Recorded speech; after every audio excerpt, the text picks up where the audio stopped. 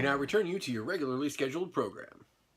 Ladies, gentlemen, geeks of all ages, you are now entering BJ Shea's Geek Nation. Welcome.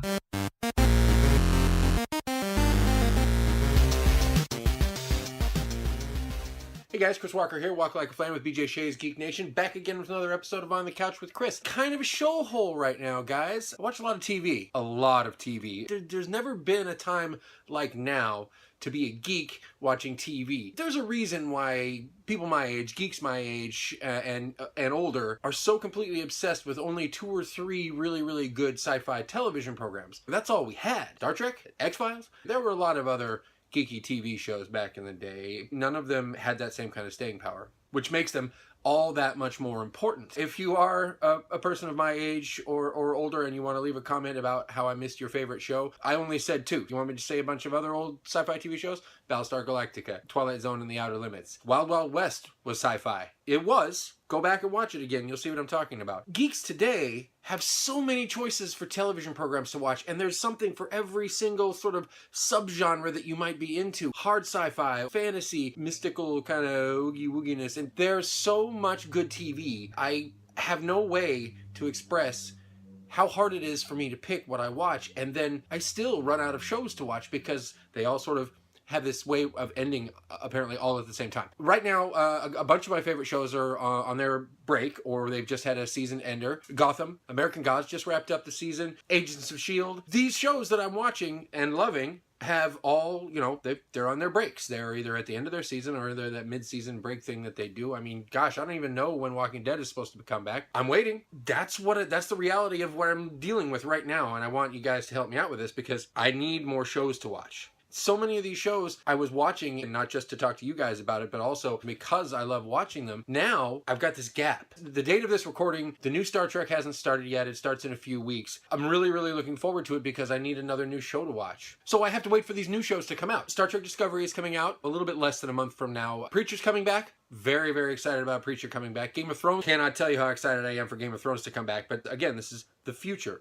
So right now what I'm doing, going back to some older shows and getting caught back up again. I'm getting caught up on Silicon Valley, Workaholics. I've even contemplated trying to figure out a way to watch Big Bang Theory because I haven't tuned into that for several seasons because it's on regular TV and I don't have that kind of time in my life to actually block out a time to go sit down and watch a show when it's on because I don't have a DVR, because I don't have cable, because I'm watching everything on internet platforms, Hulu and Netflix and HBO Go and all of these things. I don't have actual cable. I can't record the shows like you would normally if you were a person who had a DVR, which I do not. Never mind everything that's going to be coming back for another season. I mean, when Gotham returns, when Agents of S.H.I.E.L.D. starts back up again, American Gods is coming back for another season, Westworld is coming back.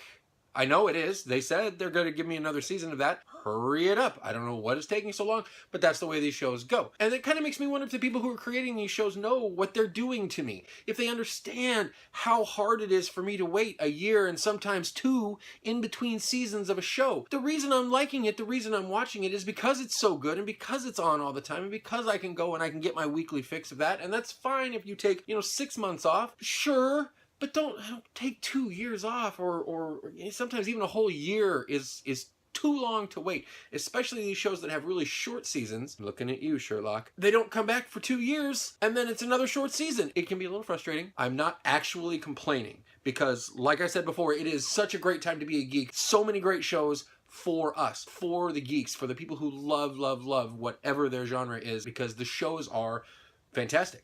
The production value on all of these shows that I've been mentioning is high enough to keep me watching. I wouldn't watch a show if it wasn't any good. That's the way show watching works. There's plenty of sci-fi shows that I'm not watching because I don't think they're any good. So even if the show is not, up to the standards of say a Westworld or a Game of Thrones or whatever, there's still plenty of great shows out there. And then there's still plenty of not so great shows out there, but they're out there. There's so many shows. It is a wonderful time to be alive for a geek and watch TV, which I've probably said a few times already, but I'm going to keep saying it because it is so amazing to think about. I think back to when I was watching TV as a kid, as a younger boy. We got Star Trek and reruns. We had Battlestar Galactica, Buck Rogers. These are the 3 that are literally the only ones that are jumping to my mind right now that I watched regularly as far as sci-fi geeky shows. It just didn't happen as much. And there might have been shows that I wasn't watching in the 80s, and if you can think of one, a great one, definitely leave me a comment down below. Spoiler alert, every time even a remotely geeky show came on TV, I was watching it, and I guarantee you, there were so many of those shows that were real flash in the pan, kind of one season or not even a whole season, but I was absolutely watching them, I guarantee you. So don't come at me with your Manimals and your Automans, because I watched it, all right? Knight Rider, pretty geeky, but still at its heart, a detective show / kids show. Yeah, there was some tech in it, but it was really just a car.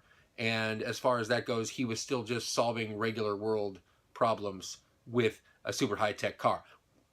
Still geeky? Sure, I'll give it to you. Robot car, bulletproof, turbo boost, all that stuff. Absolutely. And don't get me wrong, I watched the heck out of that show. I did. What I'm talking about are the shows that are pointed right at geeks, superhero shows, straight up science fiction, fantasy shows. One of my favorite books when I was a kid, Elfstones of Shannara, got turned into a TV show. Very high fantasy, great stuff. If you haven't checked it out, Terry Brooks, please do. Check it out. It's a great book, and I enjoyed the show. That's what I'm talking about. There's so much out there for us. Doesn't seem to be slowing down. Like every time I turn around, there's another show cropping up.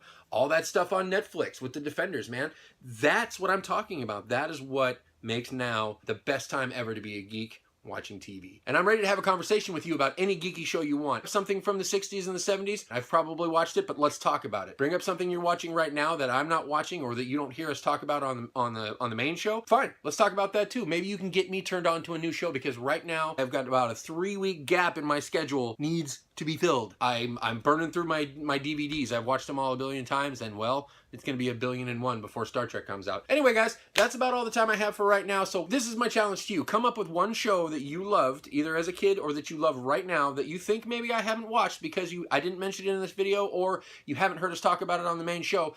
Put that in the comments. I will check it out. I will watch the first episode of anything you ask me to. That's a promise. And then we can talk about it on the show. Or follow the information at the end of the video and leave me a message and say, hey, Chris, this is what I want to talk about. I want you to talk about it. Check out that show. Get back to me. Then we will have a conversation about it. Just us.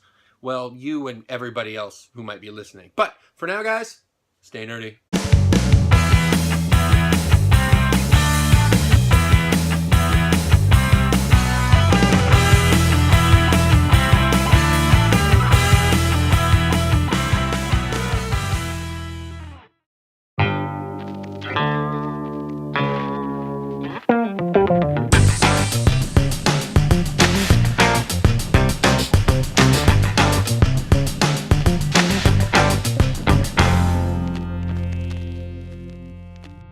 One of the best parts about this job is being able to communicate with the geeks out there. Thank you everybody who's been leaving comments on the videos. That's fantastic. Thank you everybody who's written emails and called into the show and left voice messages and things like that.